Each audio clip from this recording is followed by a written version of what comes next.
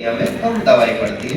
पूरा खेत में डालोगे तो आपका खर्चा बढ़ जाएगा, तो नर्सरी में ही दवाई डाल दे। तो एक दवाई आती है फ्यूराडाल करके, लिख लो, फ्यूराडाल लिख लो, भूल जाओगे, ऐसा नहीं है ना।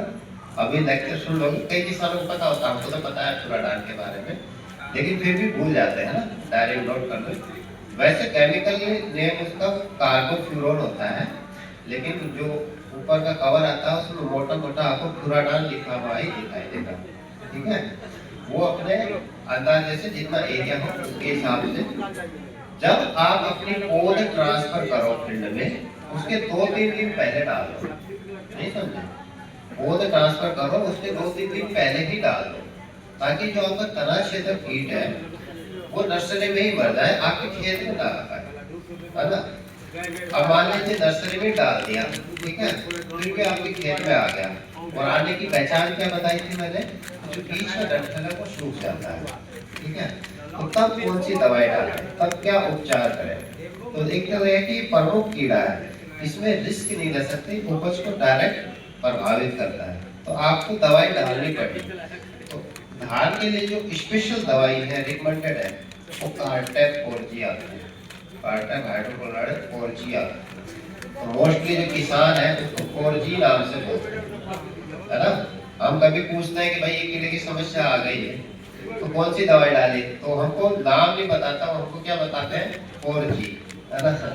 तो हमको याद रखना पड़ता है कि इनके कोड वर्ड क्या है, ठीक है। तो कार्टेप नहीं बताएंगे, 4G बताएंगे। तो 4G जो दवाई है आपकी दानेदार आती है ना, और वो धान के लिए, तना क्षेत्र के लिए स्पेशल रिकमेंडेड है, ठीक है। तो वो 4G आपको 6 किलो 5-6 किलो पर बीघा के हिसाब से डालनी पड़ती है, ठीक है। 6 किलो पर बीघा के हिसाब से, है ना।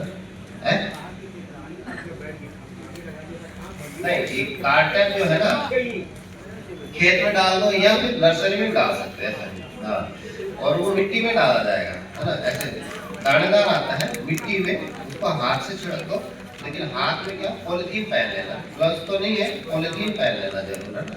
ऐसे ऐसे हाथ से मत डालना, क्योंकि जहर होता है।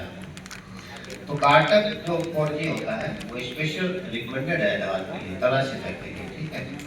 स्प्रे करना चाहो कि हम तो स्प्रे करेंगे, तो एक दवाई आती है फेम, FAME, फेम, है ना, कंपनी का नाम है फेम।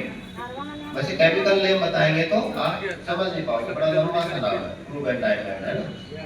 तो फेम नाम करके दवाई आती है, ये भी स्पेशल रिकमेंडेड है धान के लिए, है ना। इसका आप स्प्रे कर सकते हो, और इसकी स्प्रे जो डोज है वो 1 ml 3 लीटर पानी में घोल के। फेम का जो डोज है धान में तना क्षेत्र के लिए, वो 3 लीटर पानी में 1 ml दवाई डाल, मतलब आपकी 15 लीटर की टंकी है तो 5 ml आपको वो दवाई डालनी है, ठीक है।